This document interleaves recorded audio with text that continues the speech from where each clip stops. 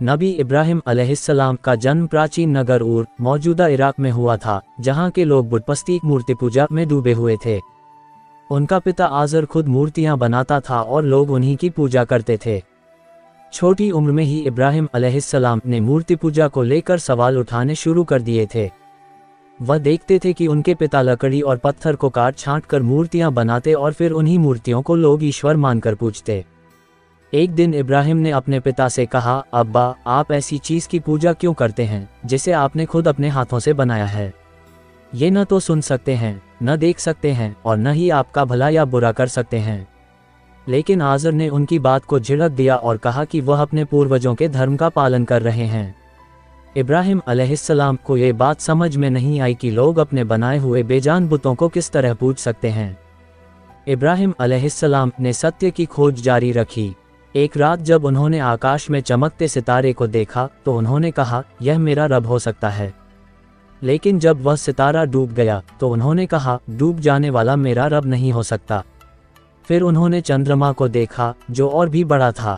उन्होंने कहा, शायद यह मेरा रब है। लेकिन जब चंद्रमा भी अस्त हो गया तो उन्होंने उसकी भी अस्वीकृति कर दी। फिर उन्होंने सूर्य को देखा जो सबसे बड़ा और चमकदार था और कहा, यह मेरा रब हो सकता है। लेकिन जब सूर्य भी डूब गया तो इब्राहिम ने घोषणा की, मैं उनका उपासक नहीं हो सकता जो अस्त हो जाते हैं। मैं उसी ईश्वर की इबादत करता हूँ जिसने आसमान और ज़मीन को पैदा किया। अब इब्राहिम अलैहिस्सलाम अपने लोगों को अल्लाह की ओर बुलाने लगे। वह कहते, तुम उन चीज़ों की पूजा क्यों करते हो जो तुम्हें न कोई लाभ पहुंचा सकती हैं न कोई हानि? लोगों ने उनका मजाक उड़ाया। एक दिन उन्होंने सोचा कि लोगों को सच का एहसास कराने के लिए उन्हें उनके झूठे देवताओं की बेबसी दिखानी चाहिए। एक अवसर पर जब लोग एक उत्सव के लिए शहर से बाहर गए तो इब्राहिम अलैहिस्सलाम ने मंदिर में जाकर सभी मूर्तियों को तोड़ दिया सिवाय सबसे बड़ी मूर्ति के। उन्होंने कुल्हाड़ी उसी बड़ी मूर्ति के गले में टांग दी। जब लोग लौटे और मंदिर का हाल देखा तो वे क्रोधित हो गए। उन्होंने पूछा, ये किसने किया? किसी ने इब्राहिम का नाम लिया। उन्हें दरबार में बुलाया गया। लोगों ने पूछा, क्या तुमने हमारे देवताओं के साथ ये किया? इब्राहिम ने जवाब दिया, बड़ी मूर्ति से पूछ लो, शायद उसी ने ये किया होगा। लोग निरुत्तर हो गए क्योंकि वे जानते थे कि मूर्तियां बोल नहीं सकतीं। फिर भी वे अपनी मूर्खता पर अड़े रहे। गुस्से में आकर लोगों ने इब्राहिम अलैहिस्सलाम को आग में जलाने का फैसला किया। उन्होंने एक विशाल अग्निकुंड तैयार किया, इतना बड़ा कि परिंदे भी उसके ऊपर से उड़ने से डरते थे। इब्राहिम अलैहिस्सलाम को रस्सियों में बांधकर एक मचान पर रखा गया और उसे आग में फेंक दिया गया। लेकिन अल्लाह ने आग को हुक्म दिया, ए आग, इब्राहिम के लिए ठंडी और सलामती वाली हो जा। आग ने उन्हें कोई नुकसान नहीं पहुंचाया। लोग दंग रह गए। यह अल्लाह का करिश्मा था। इस घटना की खबर उस समय के राजा नमरूद तक पहुंची। वह खुद को ईश्वर मानता था और इब्राहिम को चुनौती देने लगा। नमरूद ने कहा, मैं भी जीवन और मृत्यु देता हूँ। उसने 2 कैदियों को बुलवाया, एक को छोड़ दिया और दूसरे को मार दिया।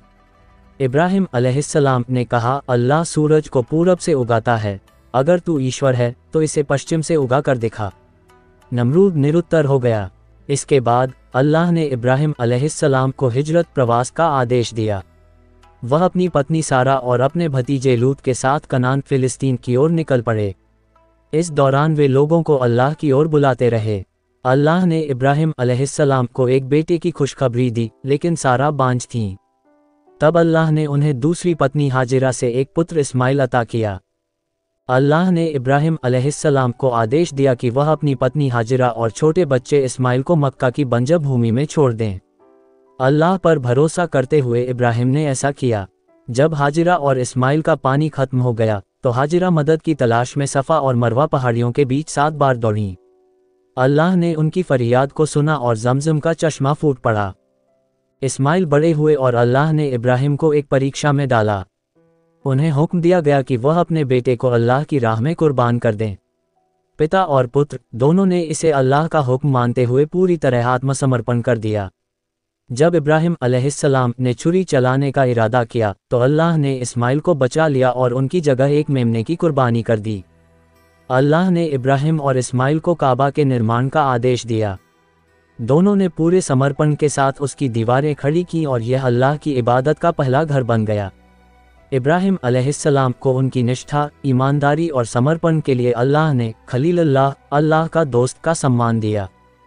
इब्राहिम अलैहिस्सलाम का जीवन तौहीद, एकेश्वरवाद, धैर्य और अल्लाह की आज्ञा के प्रति समर्पण का प्रतीक बन गया। उनकी कहानी आने वाली पीढ़ियों के लिए एक प्रेरणा बन गई, जो अल्लाह की राह में चलने, त्याग और समर्पण का मार्ग दिखाती रही।